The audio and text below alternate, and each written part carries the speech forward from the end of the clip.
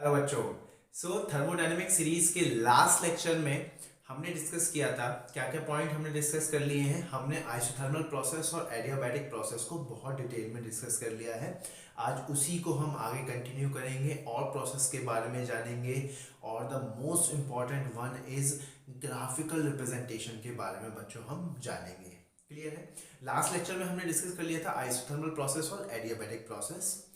दोनों प्रोसेस में पांच जो इम्पोर्टेंट चीज़ें होती हैं, जो पांच इम्पोर्टेंट चीज़ें होती हैं वो हमने डिस्कस कर ली थी। वो पांच इम्पोर्टेंट चीज़ें कौन कौन सी हैं एक बार हम रिकॉल करेंगे। Delta U, change in the internal energy. Delta W, work done by the system. Delta Q, heat supply. उसके बाद equation of the state and the indicator diagram. Clear है बच्चों? ये पांचों चीज़ें हमने डिस्कस कर ली थी। ठीक है। अच्छा, अगर आप बहुत ध्यान से देखोगे बच्चों तो लास्ट लेक्चर में हमने देखा था जो इंडिकेटर डायग्राम है ना बच्चों, जो पीवी डायग्राम है किसका, आइसोथर्मल और एडियाबैटिक प्रोसेस दोनों का कुछ इस तरीके से था बच्चों, लाइक दिस। क्लियर है? अगर मान लो मेरे पास इस तरीके से डायग्राम बना हुआ है, let's say this is V1 and here this is V2, let's say. Clear है? Here it is let's say P1 and here it is P2। So अगर कोई आपसे कहे कि बताओ बताओ इनमें से कौन सा आइसोथर्मल का होगा और कौन सा एडियाबैटिक का होगा, तो बच्चों जिसका स्लोप ज़्यादा होगा ना वो एडियाबैटिक का होता है किसी भी एक पर्टिकुलर पॉइंट पर, और जिसका स्लोप कम होता है वो आइसोथर्मल का। ये हमें कैसे पता चला बच्चों? ध्यान से देखोगे तो आइसोथर्मल के केस में बच्चों इक्वेशन क्या आती है, PV is constant.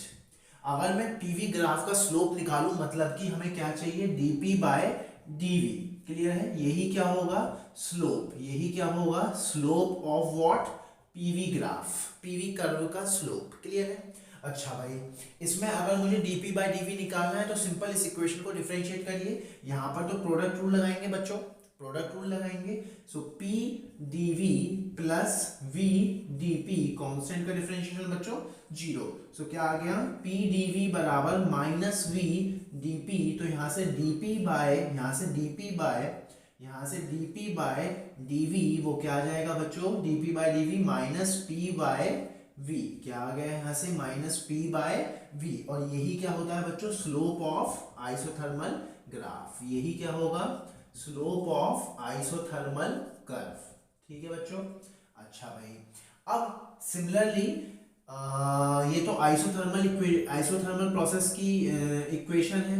Adiabatic process की इक्वेशन क्या होगी बच्चों, एडियाबैटिक प्रोसेस की इक्वेशन क्या होगी बच्चों, एडियाबैटिक प्रोसेस की equation PV gamma is constant. ये लास्ट लेक्चर में हमने देखा PV gamma is constant and what is gamma, it is CP by CV and it always greater than 1, you know very well. Clear है? एकदम concept clear है। अब देखो यहां से अगर मुझे डीपी बाय डीवी निकालना है, अगेन प्रोडक्ट रूल लगा करके डिफरेंशिएट करिए। सो क्या हो जाएगा बच्चों, ये पी को ऐसे ही लिखते हैं, वी गामा का differentiation gamma V gamma minus 1 into D V plus V gamma as a D P बराबर जीरो। ठीक है? तो यहाँ से क्या आ गया, P gamma V gamma minus 1 D V बराबर minus V gamma D P. अगर हम यहाँ से हम D P by D V निकालेंगे तो क्या आ जाएगा बच्चों, यहाँ से D P by D we क्या आ जाएगा, minus P V gamma P gamma V gamma minus 1 upon में वी गामा। इसको आप सॉल्व करोगे तो सिंपली क्या आ जाएगा, ये minus gamma P by V. Clear है? और माइनस पी बाय वी क्या है बच्चों, slope of isothermal graph, that means. और ये क्या है, slope of adiabatic graph. Clear है? दैट मीन्स क्या कंसेप्ट क्लियर हो गया, slope of adiabatic curve will be equals to gamma times slope of isothermal curve। क्या मेरी बात समझ में आ रही है? मतलब किसी भी इंस्टेंट पर जो एडियाबैटिक का कर्व है वो क्या होता है बच्चों, एडियाबैटिक का कर्व क्या होता है, ज्यादा होता है as compare to isothermal curve. क्या कंसेप्ट एकदम क्लियर है? ये वाला पॉइंट एकदम क्लियर है, इसको आप नोट करिए, हम आगे और प्रोसेस पढ़ेंगे। चलिए हम और प्रोसेस डिस्कस करते हैं बच्चों।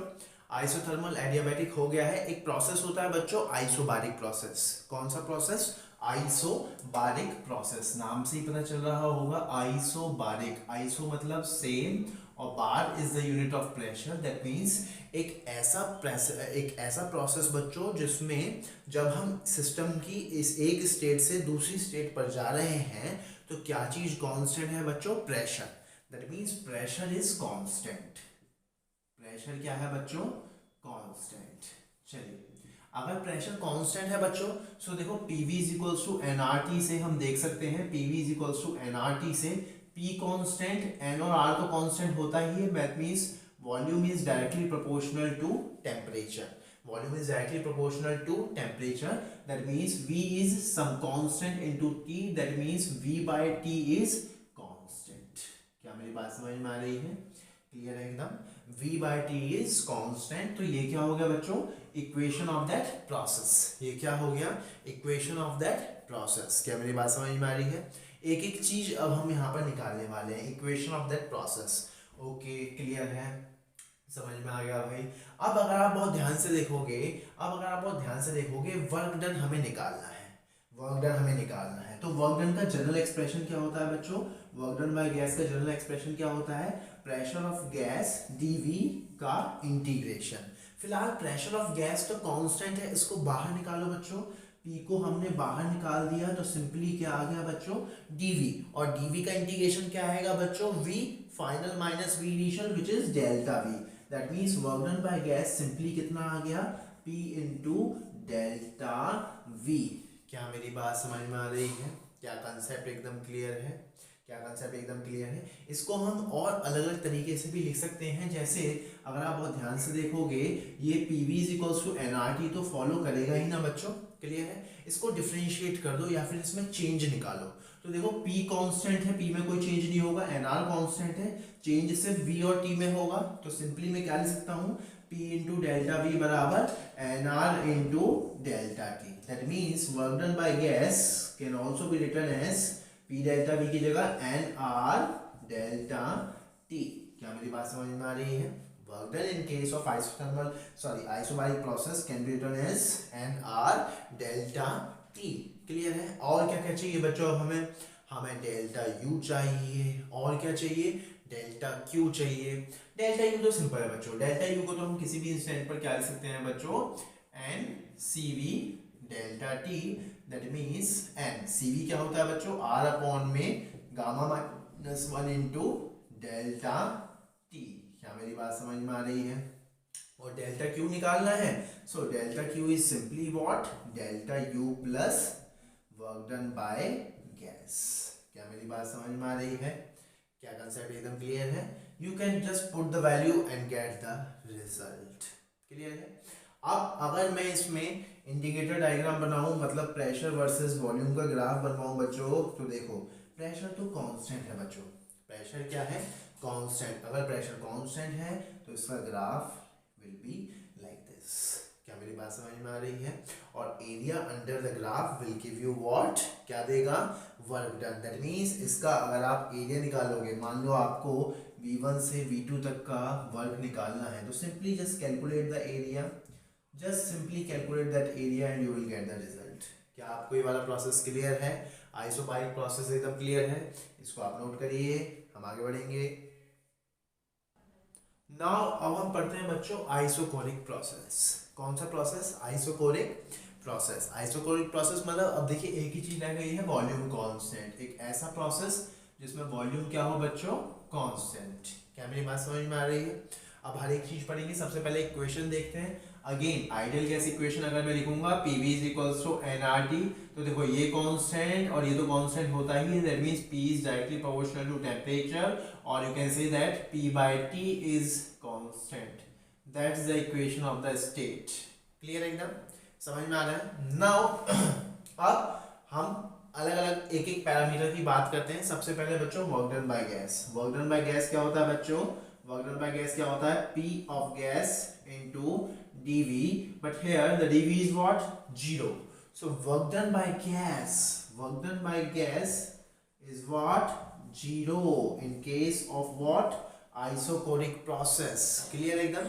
और डेल्टा U क्या होगा बच्चों? सिंपली डेल्टा U क्या होगा? NCV delta T।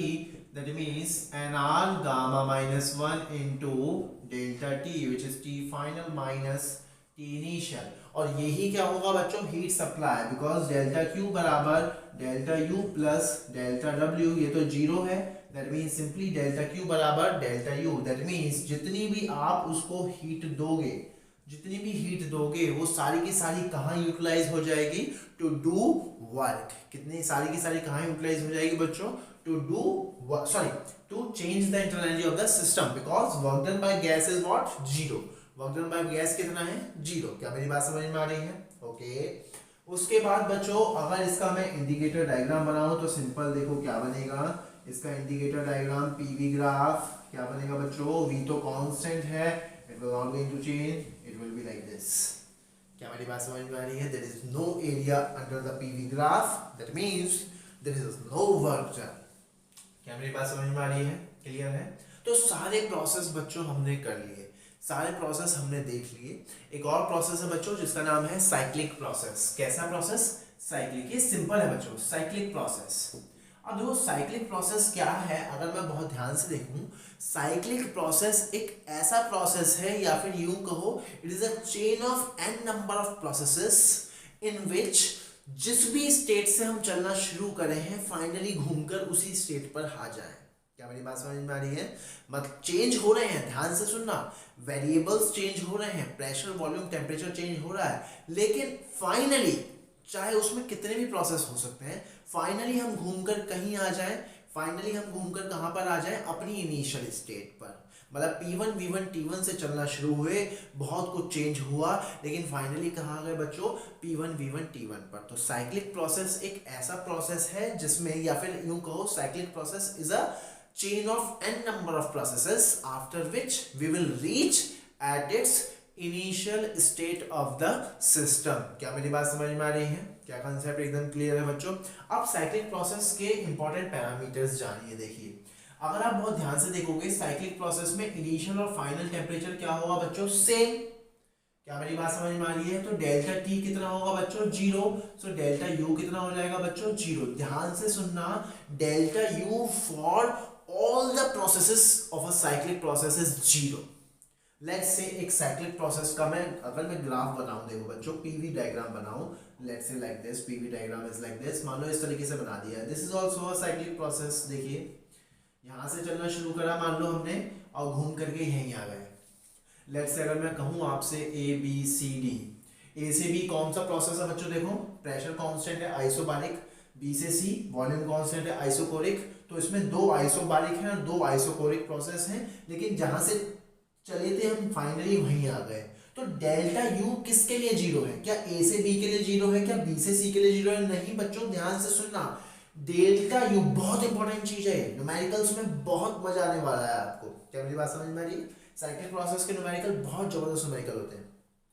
तो ध्यान से सुनने वाली बात ये है, delta U here, delta U for all the processes is zero, that means delta U for AB plus BC plus CD plus DA is zero. I am not saying कि इसमें से किसी एक का जीरो होगा या किसका है, नहीं, इन सबका सम जीरो होगा, ये बात तय है। क्या मेरी बात समझ में आ रही है? दैट मीन्स कुछ चीज पॉजिटिव होंगी, कुछ चीज नेगेटिव होंगी, ताकि ओवरऑल क्या आ जाए, जीरो। क्या मेरी बात समझ में आ रही है? पहला पॉइंट क्या निकला, इन case of cyclic process the delta U for all the processes, net delta U is zero, not the individual one. Individual one की बात नहीं कर रहा, इंडिविजुअल के लिए आपको निकालना पड़ेगा। क्या मेरी बात समझ में आ रही है? दैट मींस डेल्टा क्यू बराबर डेल्टा डब्ल्यू। क्लियर है? अब चलते हैं बच्चों वर्क डन पर। अब देखो बच्चों, जो साइक्लिक प्रोसेस होता है ना, वो क्लॉकवाइज भी हो सकता है और एंटी क्लॉकवाइज इस तरह से भी हो सकता है बच्चों। पीवी ग्राफ इस तरह से भी हो सकता है, लेट्स से गोले में बना दिया। क्लियर है? अब अगर मुझे मान लो वर्क डन निकालना है बच्चों, तो सिंपली मैं एरिया निकालूंगा। पहली बात, area under PV graph will give you what, work. लेकिन पॉइंट बच्चों ये है कि वर्क डन पॉजिटिव या नेगेटिव। अब ध्यान से सुनने वाली बात है, देखो बच्चों, अगर मैं वर्क निकालना चाहूँ, यहाँ से वर्क निकालना चाहूँ नेट वर्क डन, तो देखो वर्क डन में किस किस का निकालूंगा, work done of A B निकालूंगा, work done of B C निकालूंगा, work done of C D निकालूंगा, work done of D A निकालूंगा, और that will be the net work done. अब हमें यहाँ से पता चलेगा BC का देखो 0 है और AD का 0 है। अब अगर आप बहुत ध्यान से देखोगे AB का वर्क डन क्या होगा, ये देखो पूरा एरिया, ये यहाँ से लेके यहाँ तक पूरा एरिया, और इसका वर्क डन क्या होगा बच्चों, positive. Why, because volume is increasing. इसका वर्क डन होगा positive and volume is increasing. अब जब मैं CD का वर्क डन निकालूंगा बच्चों, तो CD का वर्क डन में सिर्फ इतना आएगा, और इसका वर्क डन क्या होगा बच्चों, नेगेटिव होगा इसका work done. Why, because volume is decreasing, volume is, in that case volume is decreasing, in that case volume is increasing। अब देखो प्लस और माइनस हो गए, जो नेट वर्क डन आएगा बच्चों वो देखो बताओ पॉजिटिव आएगा या नेगेटिव, पॉजिटिव के अंदर में ज्यादा है या नेगेटिव के अंदर में, ऑब्वियस सी बात है पॉजिटिव के अंदर में क्या है, ज्यादा है, नेगेटिव के अंदर में कम है, क्योंकि पॉजिटिव के अंदर में देखो ये सारा का सारा वर्क डन है, नेगेटिव के अंदर में इतना ही वर्क डन है। तो इफेक्टिवली ओवरऑल ये वर्क डन आया which is area under that PV graph, clear है एकदम। और वो क्या होगा बच्चों, पॉजिटिव, नेट क्या होगा, पॉजिटिव। दैट मींस यहाँ से हमें पता चल गया अगर साइक्लिक क्लॉकवाइज है तो वर्क डन क्या आता है, पॉजिटिव। दैट मींस अगर साइक्लिक एंटी क्लॉकवाइज है तो वर्क डन क्या आता है बच्चों, नेगेटिव। क्या मेरी बात समझ में आ रही है, इस बात को हमें ध्यान से सुनना होगा। दैट मींस क्लॉकवाइज के लिए वर्क डन क्या आ रहा है, पॉजिटिव, और एंटी क्लॉकवाइज के लिए, ये हमें रटना नहीं है, ये हमें समझना है, एंटी क्लॉकवाइज के लिए वर्क डन क्या आ रहा है, नेगेटिव। क्या मेरी बात समझ में आ रही है, क्या कंसेप्ट एकदम क्लियर है। इसमें और भी चीजें होती हैं बच्चों, एफिशिएंसी ऑफ द साइकिल, वो सब जब हम न्यूमेरिकल करेंगे तो सारी बातें डिस्कस करेंगे। जनरली एफिशिएंसी क्या होता है बच्चों, मैं बता देता हूँ। एफिशिएंसी ऑफ साइकिल होती है नेट वर्क डन, जितना भी टोटल वर्क किया है, और हीट सप्लाई, मतलब इनपुट हीट, मतलब वो हीट जिसमें पॉजिटिव आ रहा हो। क्या मेरी बात समझ में आ रही है। मान लो A से B के लिए मैं हीट निकालूं, B से C के लिए निकालूं, C से D के लिए, D से A के लिए B में हीट निकालूं। मान लो A से B के लिए हीट पॉजिटिव आ रही है, B से C के लिए पॉजिटिव आ रही है, C से D के लिए नेगेटिव आ रही है, और D से A के लिए नेगेटिव आ रही है। तो जो इनपुट हीट होगी वो सिर्फ A से B और B से C की होगी। क्या मेरी बात समझ में आ रही है, क्योंकि नेगेटिव हीट का सिंपली मतलब ये है सिस्टम में से हीट निकल रही है खुद ब खुद। क्या कंसेप्ट एकदम क्लियर है, क्या साइक्लिक प्रोसेस क्लियर है, आइसोकोरिक प्रोसेस भी क्लियर है, इसको आप नोट करिए, हम आगे बढ़ेंगे। चलिए बच्चों, अब एक लास्ट प्रोसेस हम करते हैं बच्चों, जनरल प्रोसेस, जिसका नाम है पॉलीट्रॉपिक प्रोसेस। जिसका नाम क्या है बच्चों, पॉलीट्रॉपिक प्रोसेस। दैट मीन्स अब कोई भी प्रोसेस आ जाए, हमें किस तरीके से अप्रोच करना है वो हमें सीखना हो। पॉलीट्रॉपिक प्रोसेस, मान लो बच्चों कोई एक प्रोसेस है जिसकी इक्वेशन आपको गिवन है, let's say that equation is PVX is some constant. ध्यान से सुनिए, वैसा ही है जैसे adiabatic PV gamma is constant, लेकिन एडियाबैटिक में स्पेशल चीज क्या है कि डेल्टा Q इज 0। ये क्या है, पॉलीट्रॉपिक प्रोसेस है, हमें नहीं पता क्या हो रहा है, बस हमें क्या पता है, उस इक्वेशन की, उस प्रोसेस की इक्वेशन। अब इस चीज को बच्चों ध्यान से सुनो, PVX इज कांस्टेंट। क्या बोला मैंने, PVX इज कांस्टेंट। प्रेशर की पावर होनी चाहिए लीनियर, और V की पावर कुछ भी हो सकता है, X can be any real number except 1 होगा तो वो स्पेशल केस हो जाएगा, क्या, आइसोथर्मल प्रोसेस। क्या मेरी बात समझ में आ रही। मान लो क्वेश्चन आ गया, लेट्स से p² v की पावर 3 इज सम कांस्टेंट, ये इक्वेशन है। तो अभी हमें इसे कन्वर्ट करना होगा। अभी हमें कैसे कन्वर्ट कर सकते हैं, देखो p की पावर लीनियर होनी चाहिए, तो एक काम करो, पूरे में अंडर रूट ले लो, तो क्या बन जाएगा, ये pv की पावर 3/2 इज सम कांस्टेंट। बहुत अच्छी अच्छी प्रॉब्लम आती है IIT की, बहुत प्रॉब्लम हम इस पर सॉल्व कर सकते हैं।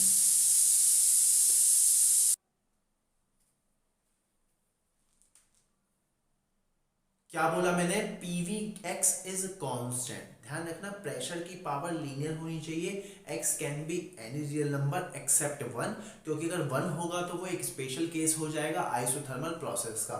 लेट्स से मान लो क्वेश्चन कुछ इस तरीके से, एक प्रोसेस है जिसकी इक्वेशन है p² v की पावर क्यूब इज कांस्टेंट। अब हमें तो पता है कि यार PVX इज कांस्टेंट, कोई बात नहीं यार, अंडर रूट ले लो पूरी इक्वेशन में, तो बन जाएगा PV3/2 इज सम कांस्टेंट। क्या मेरी बात समझ में आ रही है। IIT के बहुत अच्छे अच्छे प्रॉब्लम हम एक झटके में सॉल्व कर सकते हैं। अब देखो बच्चों, इसका इक्वेशन ऑफ स्टेट तो यही हो गई। अब अगर मैं इंडिकेटर डायग्राम बनाऊं तो सिंपली क्या बनेगा बच्चों, PV का indicator diagram, it will be like this, like adiabatic, not exactly adiabatic, it will be like this. क्या मेरी बात समझ में आ रही है, क्लियर है। उसके बाद देखो बच्चों, वर्क डन अगर आप बहुत ध्यान से देखोगे तो वर्क डन आएगा तो एडियाबैटिक की तरह ही ना बच्चों, बस गामा की जगह क्या आ जाएगा x, तो मैं डायरेक्ट लिख रहा हूँ, मैं कोई डेरिवेशन नहीं कर रहा हूँ, ये क्या आ जाएगा nr अपॉन में x minus one T initial minus T final. यही ध्यान रखने वाली बात है, यही ध्यान रखने वाली बात है। वहां पर भी वर्क डन क्या होता था, nr अपॉन में gamma minus one T initial minus T final. क्या मेरी बात समझ में आ रही है बच्चों, क्लियर है। डेल्टा यू सिंपली क्या निकाल सकते हैं बच्चों हम, delta U N C V delta T, that means N R gamma minus one into T final minus T initial. क्या मेरी बात समझ में आ रही है, क्या कंसेप्ट एकदम क्लियर है। अब बच्चों दो चीजें तो देखो हमने निकाल ली, वर्क डन और डेल्टा यू। अब मान लो मुझे क्यू निकालना हो तो सिंपली डेल्टा क्यू बराबर delta U plus delta W में कर सकता हूँ। अब बच्चों मान लो मुझे इस प्रोसेस की स्पेसिफिक हीट निकालनी है, आईआईटी में बहुत प्रॉब्लम आती है, नीट के एग्जाम में भी बहुत प्रॉब्लम आती है कि कोई भी प्रोसेस दे दिया उसकी स्पेसिफिक हीट निकालनी है, क्योंकि मैंने आपको बताया था स्पेसिफिक हीट की रेंज इनफाइनाइट हो सकती है, वो अलग बात है। सीपीसीबी हमने पढ़ा था, जनरली वे यूज होते हैं, लेकिन आज हम सीख लेंगे कि हम किसी भी प्रोसेस की स्पेसिफिक हीट निकाल सकते हैं। बहुत ध्यान से सुनिएगा बच्चों, देखो डेल्टा क्यू बराबर delta U plus delta W, ये तो हमें पता ही है। डेल्टा क्यू को लिख सकता हूँ मैं N C delta T, delta U को लिख सकता हूँ बच्चों, देखो मैं डेल्टा यू को लिख सकता हूँ एन आर अपॉन में gamma minus one into delta T plus delta W को। देखो बच्चों ध्यान से देखना, ये जो डेल्टा डब्ल्यू है, ये जो पोर्शन है बच्चों ये है T initial minus T final, it is not delta T, it is minus of delta T. Minus sign को यहाँ पर एडजस्ट करा दो बच्चों, तो यहाँ पर क्या लिख दोगे one minus X, that means इसको मैं ऐसे भी लिख सकता हूँ एन आर अपॉन में one minus X into delta T. Clear है। नाउ पुट द वैल्यू, तो क्या आ जाएगा N R delta T upon में वन माइनस एक्स। देखिए डेल्टा टी से डेल्टा टी कट गया, एन से एन कट गया, तो सी का स्पेसिफिक सी का रिलेशन क्या आ गया, आर अपॉन में gamma minus one plus R upon में वन माइनस एक्स। बहुत इंपॉर्टेंट बच्चों, बहुत जबरदस्त। देखिए अगर मान लो मैं कह दूं ऑक्सीजन गैस है, गामा पता चल गया, ऑक्सीजन गैस है, गामा पता चल गया, और कोई एक प्रोसेस है, यही प्रोसेस है PV की पावर 3/2 इज सम कांस्टेंट। इस प्रोसेस की बताओ ऑक्सीजन गैस के लिए स्पेसिफिक हीट कितनी होगी। So just simply put the value, you will get the result. और जब हम प्रॉब्लम करेंगे तो आपको मजा आ जाएगा एकदम से, क्लियर है एकदम। और ये क्या हो गया हमारे पास बच्चों, ये क्या हो गया पॉलीट्रॉपिक प्रोसेस, इसको आप नोट करिए। अब हम पढ़ेंगे graphical representation. Now we will see the graphical representation of thermodynamics. Graphical representation में बच्चों हमें तीन तरीके के ग्राफ देखिए आने चाहिए और उनको कन्वर्ट करना हमें आना चाहिए। पीवी ग्राफ, वीटी ग्राफ और पीटी ग्राफ, ये तीन तरीके की वैरायटी हमारे पास होती है। Pressure volume curve, pressure temperature curve और वॉल्यूम टेम्परेचर कर्व। जैसे कि अगर मान लो हम बात करें लेट्स से आइसोथर्मल प्रोसेस है हमारे पास। कैसा प्रोसेस है, मान लो आइसोथर्मल प्रोसेस मान लीजिए हमारे पास है, मतलब कि टेम्परेचर क्या है बच्चों, कांस्टेंट। टेम्परेचर क्या है, कांस्टेंट। तो देखो इसका पीवी कर्व आप सब जानते हैं, इसका पीवी कर्व कैसा होता है, लाइक दिस। क्या मेरी बात समझ में आ रही है। लेट्स से इसी का अगर मान लो मैं पीटी या फिर वीटी कर्व बनवाने लगूं तो बच्चों कैसा होगा वीटी कर्व, जल्दी सोचो। पीटी और वीटी कर्व, टेम्परेचर कांस्टेंट है, दैट मींस लाइक दिस, इस तरीके का क्या होगा पीटी और पीवी कर्व। क्या मेरी बात समझ में आ रही है, क्या कंसेप्ट एकदम क्लियर है। अगर ग्राफ ऐसे है तो वीटी में कैसे होगा, like this, if pressure is increasing volume decreasing, अगर प्रेशर डिक्रीज करता तो वॉल्यूम इंक्रीज करता। क्या मेरी बात समझ में आ रही है। अच्छा, और कौन कौन से प्रोसेस हमने पढ़े हैं, जैसे मान लीजिए आइसोकोरिक है, कैसा आइसोकोरिक प्रोसेस, मतलब वॉल्यूम इज कांस्टेंट, तो उस केस में बच्चों पीवी कर्व कैसा होगा, वॉल्यूम कांस्टेंट है, like this, PV curve will be like this. उस केस में बच्चों वीटी कर्व कैसा होगा, वीटी कर्व, इस पर वॉल्यूम कांस्टेंट है, लाइक दिस। उस केस में बच्चों पीटी कर्व कैसा होगा, पीटी कर्व देखिए कैसा होगा। अब देखिए यहाँ पर PV is equals to NRT, ये हमें पता है, ये कांस्टेंट, ये भी constant, that means P is directly proportional to T, so PT curve will be like this. और अगर हम इसको पीछे की तरफ एक्सट्रापोलेट करेंगे तो it should pass from the origin. ये किससे पास होना चाहिए, ऑरिजिन से, मतलब 0 केल्विन। बट हकीकत में 0 केल्विन अभी तक अचीव नहीं हुआ है, तो ये हम डॉटेड लाइन से ही दिखाते हैं। क्या मेरी बात समझ में आ रही है? क्लियर है बच्चों? अच्छा, और कौन से प्रोसेस हम देख सकते हैं, जैसे कि आइसोबारिक प्रोसेस। कौन सा बच्चों? Isobaric process, that means pressure is constant. Pressure क्या है? कांस्टेंट। दैट मीन्स अगर मैं इसका पीवी कर्व बनवाने लग जाऊं तो कैसा बनेगा बच्चों? Like this, pressure constant. अगर इसका मैं पीटी कर्व बनवाने लग जाऊं तो it will be like this.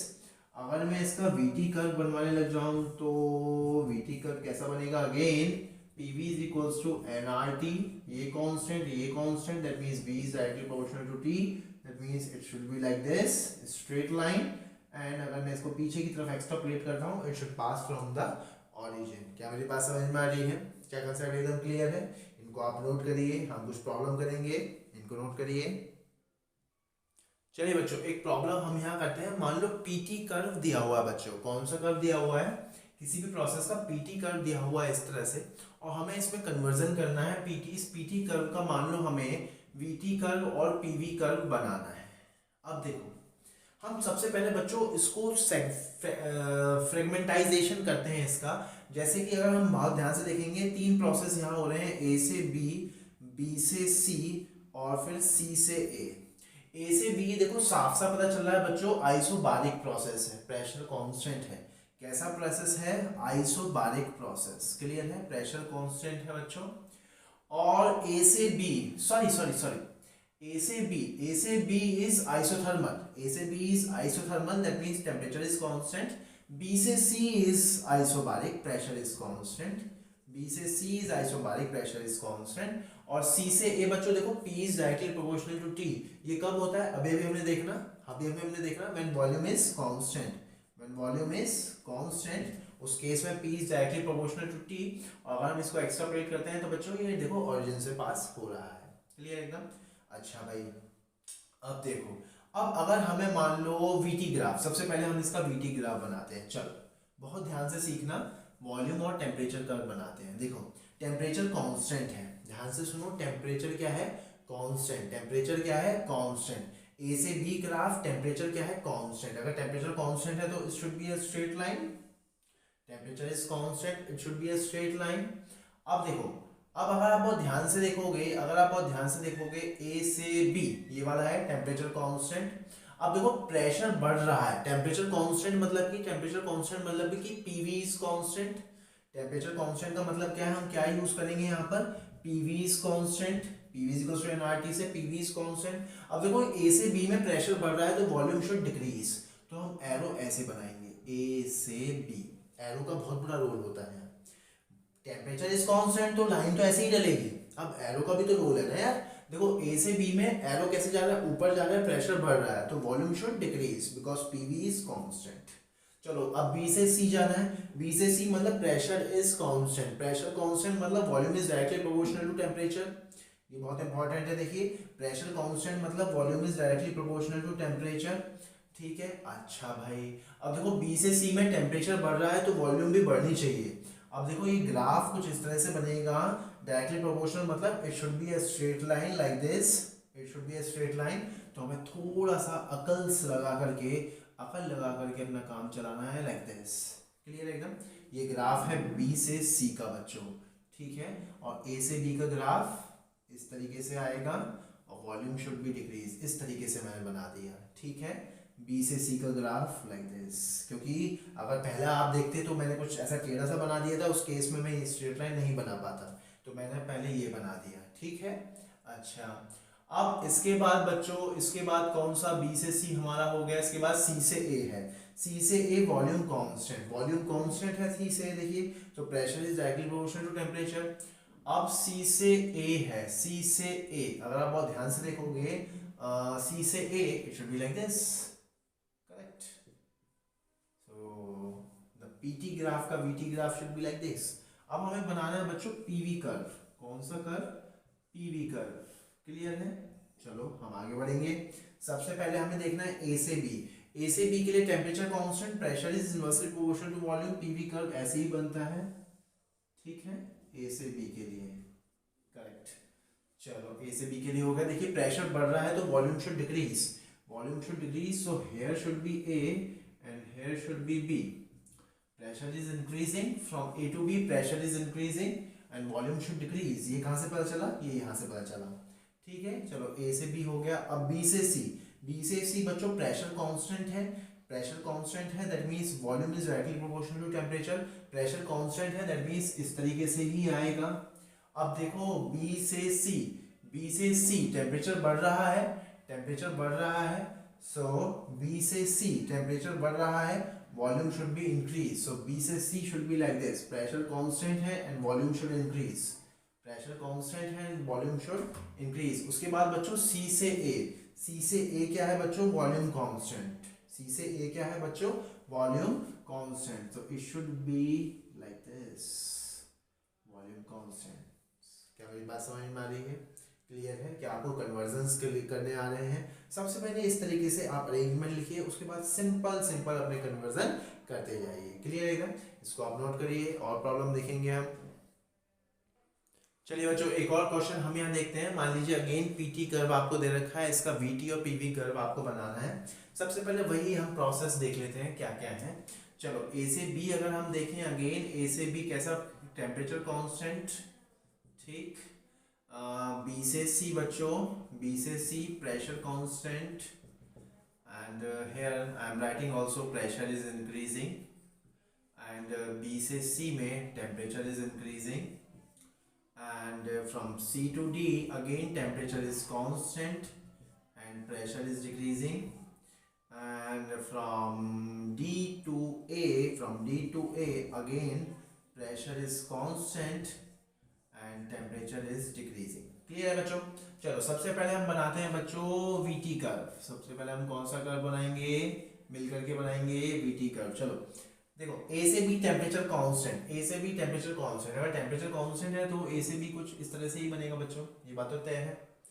A से B का जो कर्व है वो कुछ इस तरीके से ही बनना चाहिए. अब लेकिन देखो टेम्परेचर कांस्टेंट मतलब कि क्या रिलेशन यूज होगा? PV is constant. और if pressure is increasing so volume should decrease. So arrow should be like this. A से B. चलो बच्चों, अब B से C बच्चों, B से C pressure constant and temperature is increasing. Pressure constant है, that means volume is directly proportional to temperature. Volume is directly proportional to temperature. तो it should be a straight line. तो यहाँ पर थोड़ा सा ध्यान से हमें बनाना है. और temperature increasing so volume should increasing. So graph should be like this. But पहले मैं जो ग्राफ बना लेता हूँ वो इस तरीके से बना लेता हूँ. क्या मेरी बात समझ में आ रही? It should pass from the origin. It should pass from the origin. Let's say like this. Clear एकदम? और वो ग्राफ हमने कैसे बनाया था? It will be like this. क्या मेरी बात समझ में आ रही है? क्या कंसेप्ट एकदम क्लियर है? सो A से B will be like this. Pressure is increasing so volume should decrease. Pressure is increasing so volume should decrease. वो ग्राफ कुछ इस तरीके से था. क्या मेरी बात समझ में आ रही है? ये हो गया A, ये हो गया B. टेम्परेचर कांस्टेंट है और प्रेशर बढ़ रहा है तो वॉल्यूम शुड डिक्रीज. और ये ग्राफ हो गया बच्चों B से C. क्लियर है? C तक हम पहुंच गए. अब देखो C से D अगेन टेम्परेचर कांस्टेंट है. PV is constant. Again temperature constant है, PV इज कांस्टेंट. तो टेम्परेचर कांस्टेंट मतलब ऐसा सा ही कुछ बनेगा. But in this case pressure decrease so volume should increase. So it will be like this. This is C, this is D. Clear एकदम? Now again D to A pressure is constant so volume is directly proportional to temperature decreasing so volume also decreasing linearly. So again it should pass from the origin and it is a straight line. So थोड़ा सा इसमें अच्छे से बनाने की आपको ज़रूरत है. जब मैं इसको ज्वाइन करूँगा बस आप ये ध्यान रखना ये जो लाइन है it should pass from the origin. ये थोड़ा टेढ़ा बन गया है, दैट मीन्स ये थोड़ा सा शिफ्टेड बनना चाहिए यहाँ पर. क्लियर है एकदम? मतलब ये दोनों की दोनों line should pass from the origin. क्या मेरी बात समझ में आ रही है? चलिए now we will study PV curve. अब हम क्या बनाते हैं? चलो मिलकर के पीवी कर्व. चलिए भाई, पहला ए से बी क्या है बच्चा? Temperature constant, PV is constant. Temperature constant so PV is constant so it will be like this. And if pressure is increasing so volume should decrease. So it should be like this. Arrow should be like this. A से B. Okay. Now again B से C pressure constant. Temperature is increasing so volume is directly proportional to temperature. Pressure is constant. Pressure constant है तो it should be like this, और temperature बढ़ रहा है तो volume should increase, so it will be like this, B से C, okay. Then C से D, again temperature constant मतलब पीवी इज कांस्टेंट और pressure is decreasing, so volume should increase, so it will be like this, C से D. Now from D to A, pressure is constant and temperature is decreasing, so volume should also decrease like this. क्या मेरी बात समझ में आ रही है? Clear है? So इस तरीके से हमने कन्वर्जन भी सीख ली है। So इस लेक्चर को हम आज यहीं रोकते हैं। आज हमने बचे हुए सारे प्रोसेस सीख लिए हैं और हमने ग्राफिकल रिप्रेजेंटेशन सीख ली है, कैसे थर्मोडायनेमिक्स की चीज़ों को हम ग्राफ से रिलेट करते हैं।